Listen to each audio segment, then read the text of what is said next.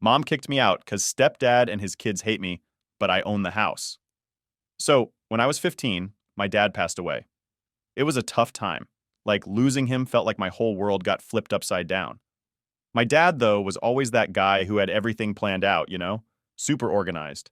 The kind of guy who'd keep receipts for stuff from 10 years ago just in case. Anyway, turns out he had his will all set up way in advance, and let me tell you, it was specific as hell. After he passed, my mom didn't waste any time moving on. I get it. Maybe she was lonely, but it felt way too quick. One moment we're at his funeral, and before I even had a chance to process everything, she's already talking about some new guy she met. And I'm like, wait, what? It felt like one minute I was dealing with losing my dad, and the next, there was this stranger, Rob, moving into our house. It all happened so fast, I barely had time to blink. One day it was just me and my mom trying to get by, and the next, there's this dude in our living room acting like he's been there all along. Rob was, well, I guess he was all right at first. But man, it just didn't sit right with me. I mean, my dad's stuff was still all over the place. His chair, his tools, even his favorite mug that he'd always use every morning. It was like he was still there. And then Rob comes in and suddenly all that stuff starts disappearing. My mom would be like, "Oh, we need to make room for Rob's things." And I'd think, "What's the rush?" It's not like Rob was paying rent or anything. It felt like she was erasing my dad bit by bit, and that stung. Anyway, a couple of months after my dad passed, I got the news about the inheritance. I remember the day so clearly because it was probably the one time I actually felt like something was going right. My dad's lawyer sat me down and explained everything. My dad left everything to me, not a penny to my mom. I guess it makes sense since they weren't married, and legally she didn't have a claim. But still, it caught me off guard. At first I was like, wait, are you serious? I didn't really know how to react. I mean, I was just a kid, and suddenly I was told I owned properties and money. It was kind of overwhelming. My mom, though? Oh, she was pissed. She tried to act all supportive, but I could see it in her eyes. She wasn't expecting that. She probably assumed she'd get at least something, but nope, it was all mine. And because of the way my dad set up the will, there was no way she could challenge it. The guy was thorough. He made sure everything was locked down so tight that even if she tried, she'd lose. At first, she tried to play nice, like, "Hey, I'm so happy for you, sweetheart. Your dad really loved you." But it wasn't long before she started pushing. She kept bringing up how it would be nice if I shared some of it with her. As a gesture of goodwill or whatever.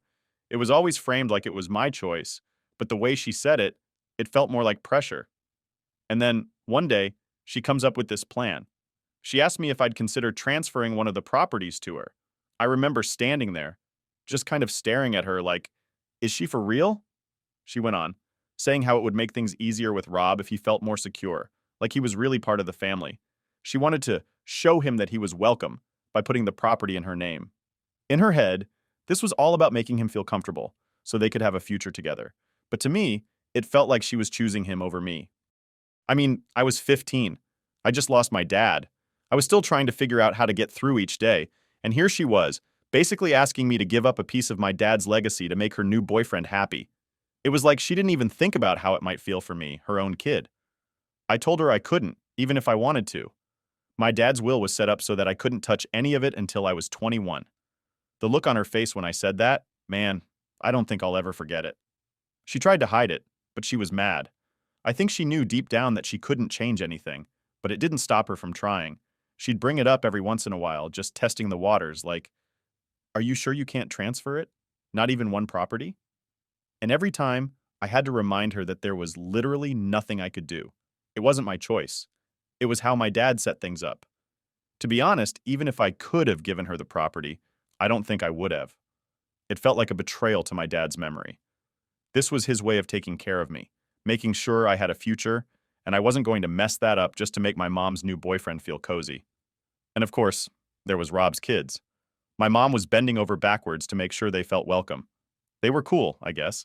A son who's now 18 and a daughter who's 19.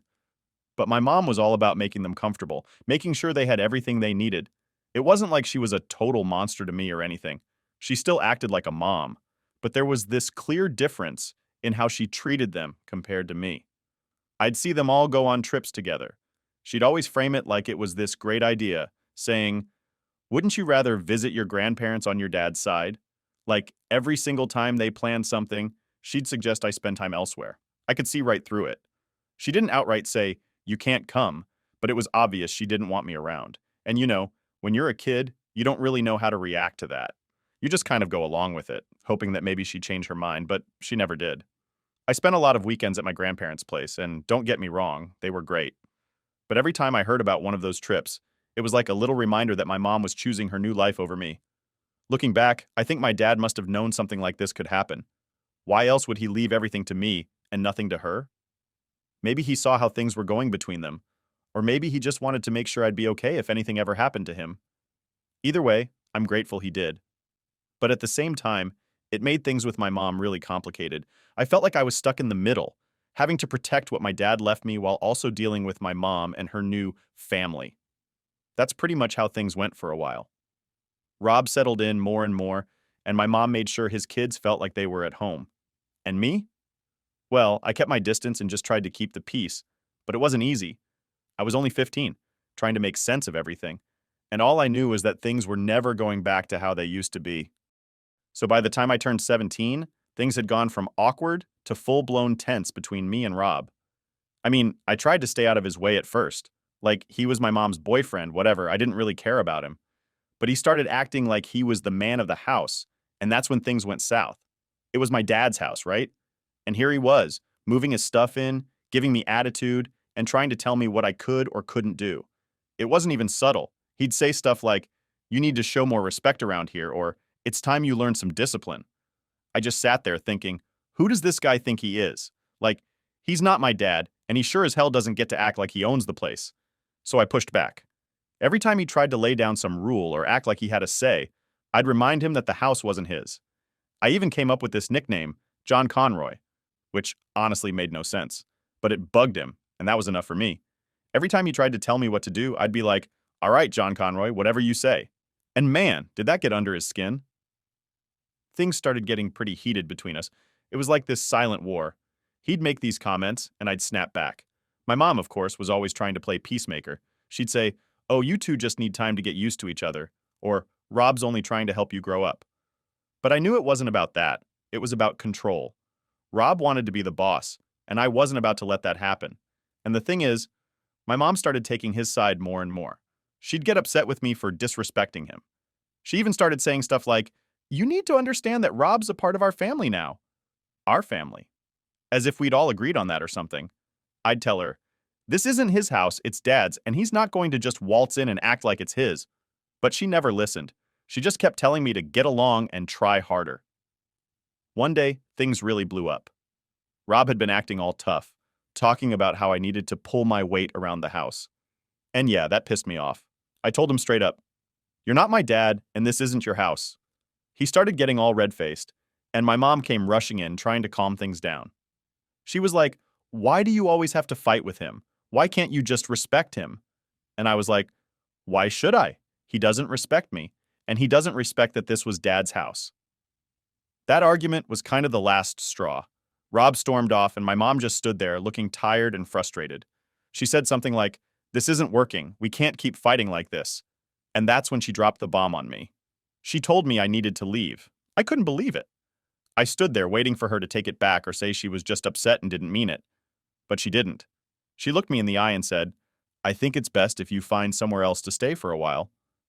I was like, "Wait, my house? You're kicking me out of my house?" She just sighed and said, "It's not just your house, it's our home, and Rob and his kids deserve to feel comfortable here too." I felt this wave of anger and hurt hit me all at once.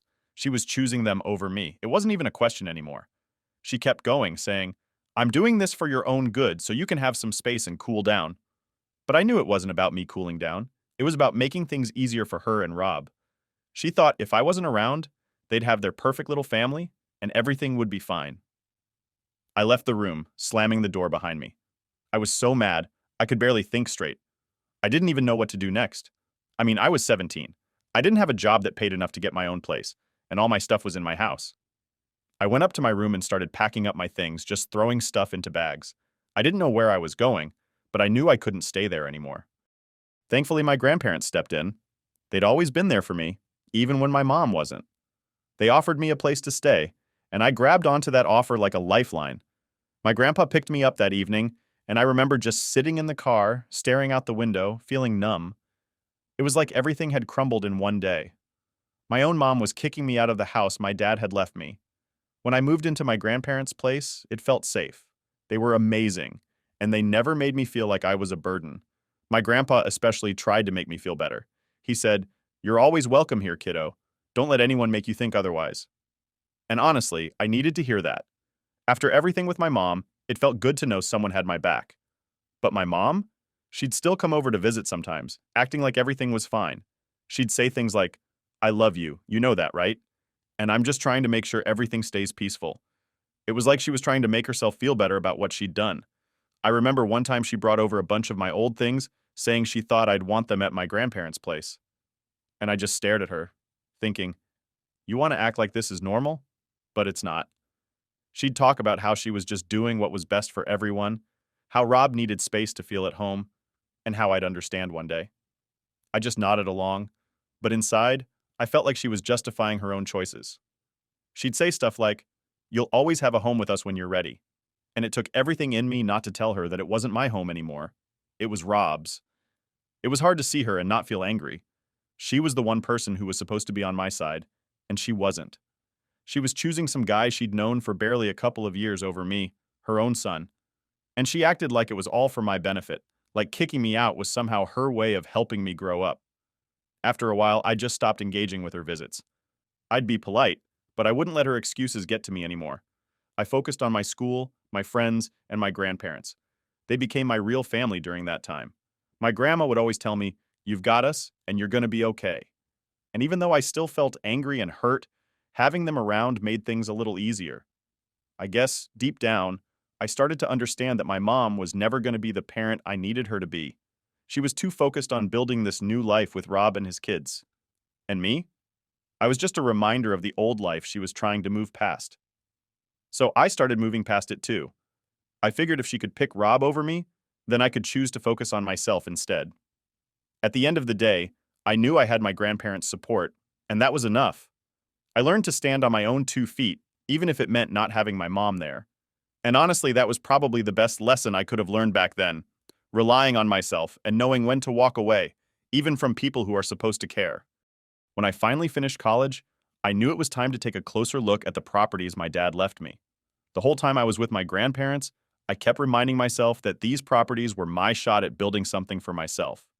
My dad, he'd planned everything so that I'd have a future, even without him around. And I wasn't going to let that go to waste. One of the places my dad left me was the house my mom and Rob were living in. Yeah, the same one where I used to live before everything went down. It was a good house, solid structure, nice neighborhood, perfect for renting out if I ever got the chance. So, with my degree in hand and the idea of maybe going for a master's on the horizon, I thought, why not renovate it and rent it out? I mean, extra income wouldn't hurt, especially if I was planning on going back to school. I knew I had to break the news to my mom at some point, and I didn't expect it to go well, but it had to be done. I showed up at the house one day, ready to have the conversation. The plan was simple. I'd tell her about my intention to renovate and give them a reasonable time frame to figure out their next steps. It was going to be tough, no doubt, but I figured if I was respectful about it, she might understand. Well, that plan didn't even get a chance. When I knocked on the door, no one answered. The house was dead quiet, and their car wasn't in the driveway. I thought maybe they were just out running errands, so I waited for a bit. But after a while, it was clear they weren't coming back anytime soon. I tried calling my mom's cell, left a voicemail, and even sent her a text saying I'd stop by and wanted to talk. No response. So I headed back to my grandparents' place. Later that night, I found out they were on vacation. My grandma mentioned it casually, like, "Oh, your mom and Rob went down to Florida for a few days." I was like, seriously? Here I am trying to have a mature conversation about my property, and they're off on some beach getaway? I mean, I get that people need a break, but a heads up would have been nice. I gave it a couple more days, hoping she'd get back to me. But still nothing. No call, no text. Just radio silence. It was frustrating. I felt like she was avoiding me, and that made things harder. I needed to move forward, but I couldn't do that if she kept dodging me. So, after waiting around for a bit, I decided to take matters into my own hands. I knew legally the house was mine. My name was on the deed, and I was the one paying the property taxes every year, so I had the right to take control of the situation. I decided to change the locks. Yeah, I know it sounds drastic, but it felt like the only way to make it clear that I was serious. I needed to start the renovation process, and I couldn't have them treating it like a vacation home while I was trying to move forward with my plans. So, I went ahead and did it. I called a locksmith, got the locks changed, and made sure I had all the keys. While I was there, I took a look around the place. It was weird being back in the house where I grew up, but it felt different. It didn't feel like my home anymore. It felt like a stranger's place, with bits and pieces of my mom and Rob's life scattered around. Seeing it like that only made me more determined to follow through with my plan. The next day, my phone started blowing up. My mom had finally gotten back, and she was furious. I had a bunch of missed calls and angry voicemails from her, basically demanding to know why they couldn't get in. She said stuff like, "How could you do this to us?" And, "This is so disrespectful." I could feel the anger just pouring through the phone. I knew she'd be upset, but hearing her like that, I guess it hit harder than I thought. I finally picked up when she called again, and she was shouting before I could even say hello. She was like, "Why did you lock us out of the house?" I tried to stay calm and told her that I'd been trying to reach her for days to talk about my plans. She didn't want to hear it. She kept saying things like, "You can't just kick us out like this," and "We have nowhere else to go right now." I explained that I'd given them plenty of time, and I had every right to reclaim the house. I told her I planned to renovate and that I'd given her a heads up, but she wasn't having any of it. She said, "This is still my home. You can't just take it away from me." And that's when I knew there was no reasoning with her. In her head, it wasn't about what was legal or fair. It was about what she thought she deserved. At that point, I had to put my foot down. I told her they had 2 weeks to find somewhere else to live. I wasn't going to be a jerk about it. I wanted to give them a chance to move their stuff and figure things out. But 2 weeks was all I could offer. I told her that after that, the renovation work would begin, and they couldn't stay. The silence on the other end of the line was almost worse than the shouting. When she finally spoke, her voice was low and cold. She said, "I never thought you'd do this to your own mother." And I felt that, like a punch to the gut. But I knew if I backed down now, I'd never be able to move forward. This was about me taking control of my own life, and sometimes that means making tough calls. After that, I didn't hear from her for the rest of the day. But the next morning, I showed up at the house to start preparing for the renovations, and guess who was waiting for me in the driveway? My mom and Rob, both of them looking furious. Rob tried to step up to me like he was going to intimidate me into letting them stay. He was all, "You think you can just kick us out like this? You've got no right." I didn't back down. I told him flat out, "This isn't your house, and it never was. I'm the one paying for it, and I'm the one calling the shots." He was fuming, but he couldn't argue with that. My mom, though, she started crying, saying I was being unfair, that I was putting them on the street. She said I was acting just like my father, and not in a nice way. It stung, but I kept my cool. I tried to be reasonable and said, "Look, you have 2 weeks to figure things out. I'm giving you that time, but I need to start the renovations soon. This is my property, and I'm doing what's best for me." She just shook her head, tears streaming down her face, saying she couldn't believe how cold I was being. Rob was standing there, trying to look tough, but I could tell he knew he had no power in this. It wasn't easy. Seeing my mom cry, seeing how angry she was, it sucked. I felt guilty, even though I knew I was doing what I had to do. But I also knew that if I let them stay, I'd never get them out. This was my chance to take back what was mine, and I wasn't going to let it slip through my fingers. By the time they left, it felt like a weight had been lifted off my shoulders, but at the same time, there was this knot in my chest. I knew I'd made the right call, but that didn't make it any less painful. I drove back to my grandparents' place, knowing I'd have to see this through, no matter how hard it got. Alright, so after I told my mom and Rob they had 2 weeks to move out, I thought maybe things would calm down a bit.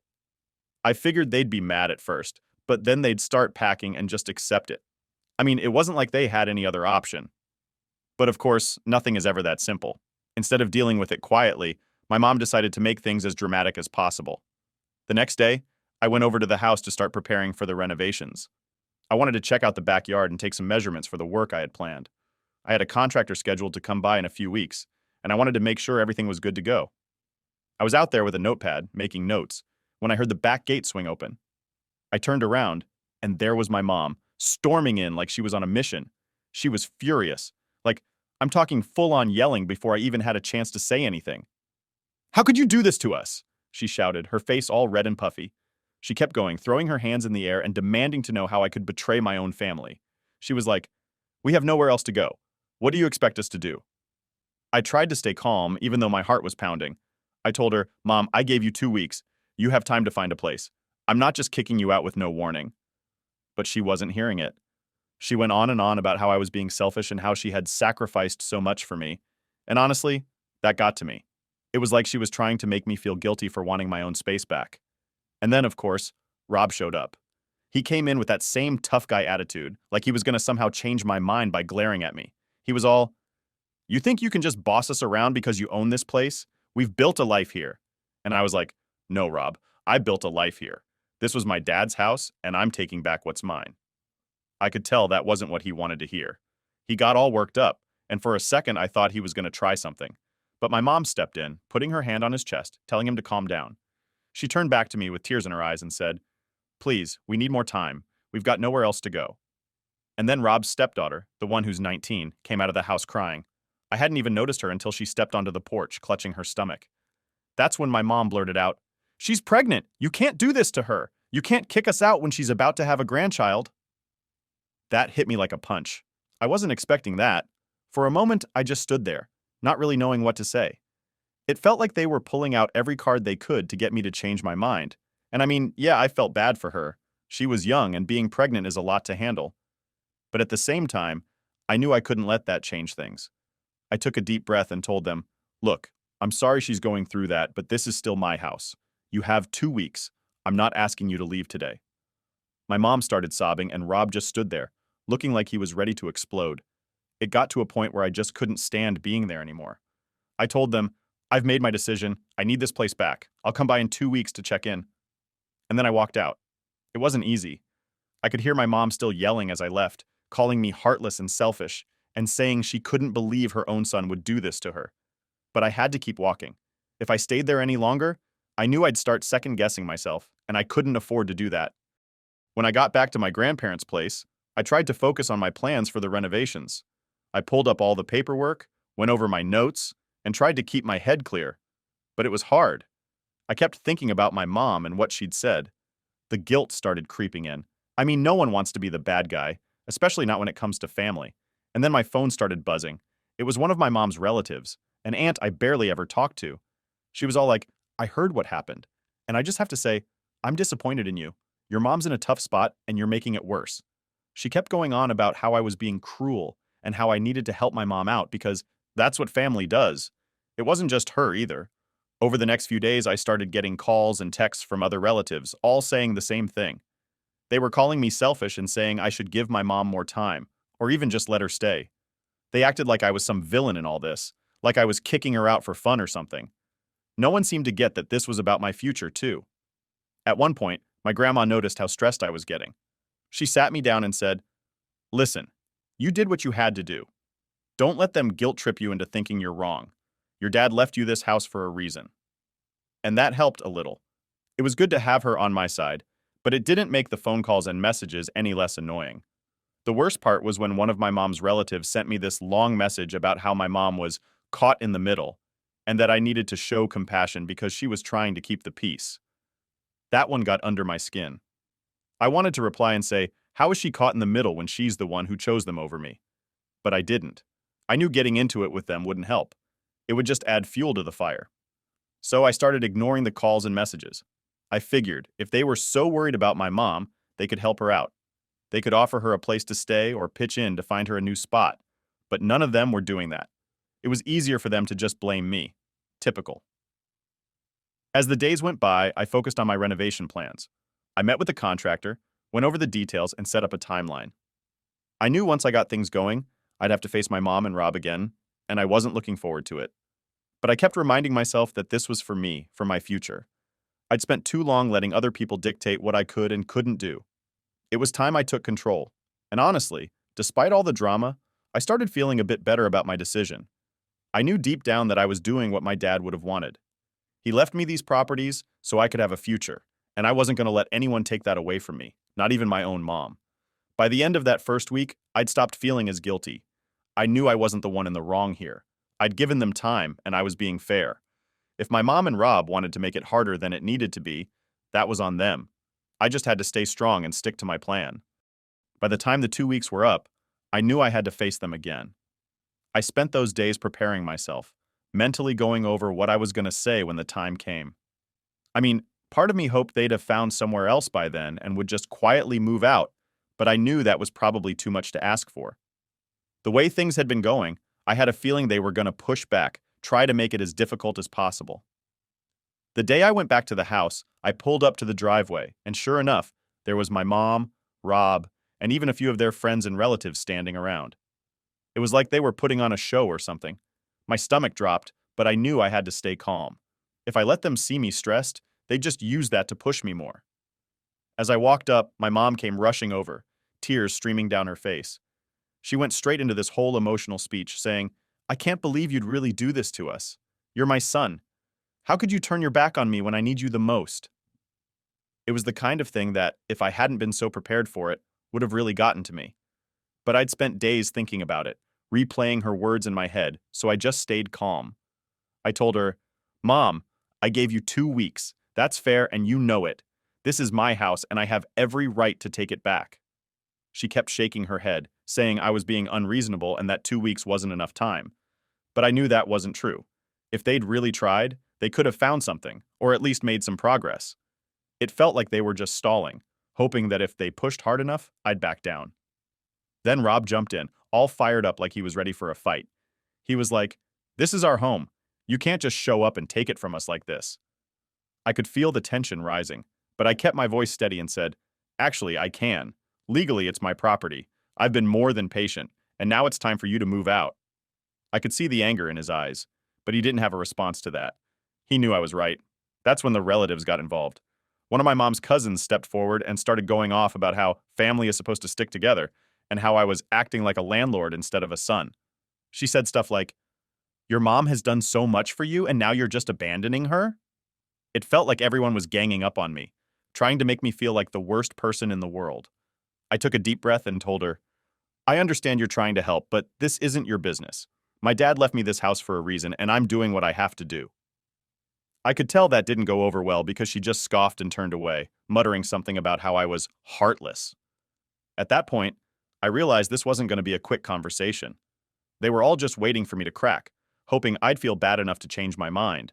But I knew if I gave in now, they'd never leave. It would just be more excuses, more drama, and more pressure. I had to stand my ground no matter how bad it felt.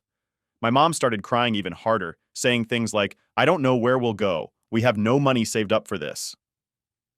I had to bite my tongue to stop myself from saying what I was really thinking, which was maybe you should have thought of that before letting this go on for so long. But I knew that wouldn't help. Instead, I just said, "I'm sorry, but I need this space back. You have to find another option." She switched tactics then, asking if she could have a little more time. "Just 1 more month," she said, her voice all shaky. "We'll definitely find something by then." I almost felt myself wavering for a second, but then I remembered how she'd used that same tone before. It was always about getting more time, more leeway, but nothing ever really changed. If I gave her another month, I'd be in the exact same spot when that time ran out. So I told her, "I've already given you the time I could. I can't wait any longer." Rob, of course, started ranting again about how I was kicking them out with nowhere to go, but I just kept repeating myself. "This is my house. I'm taking it back," over and over like a broken record because I knew they were trying to wear me down. Then Rob's stepdaughter, the one who's pregnant, came out onto the porch, holding her stomach and looking like she was about to burst into tears. She said, "Please, we don't have anywhere to go. I'm about to have a baby. We need a roof over our heads." And man, that one was rough. It's hard not to feel something when you see a scared pregnant teenager begging you for help. But I reminded myself that it wasn't my responsibility. It sucked, but I had to focus on what was best for me. I said, "I'm really sorry, but I've given as much time as I can. I hope you find somewhere soon." And with that, I turned and walked away. My mom called after me, screaming about how she'd never forgive me for this, but I kept walking. I knew if I stopped, if I turned around and saw her face again, I'd start to doubt myself. When I got back to my car, I felt this mix of emotions. Part of me felt relieved, like I'd finally taken control and made the decision I needed to. But another part of me felt like absolute garbage. It's one thing to tell yourself you're doing the right thing, but it's a whole other thing to feel it when everyone around you is saying you're wrong. I sat in my car for a while, just trying to breathe and not let everything sink in too much. I knew they were angry, and I knew they were probably talking behind my back, but I had to keep telling myself that I was doing what I needed to for my future. My dad left me these properties for a reason, and I wasn't going to let guilt and pressure ruin that.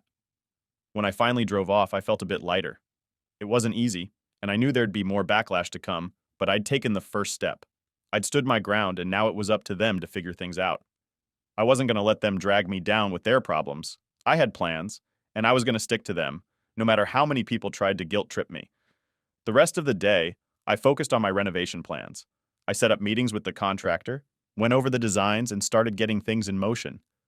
It felt good, like I was finally moving forward with my life. Yeah, there was still that weight of everything that happened, but I knew I'd done the right thing. I wasn't going to let anyone tell me otherwise.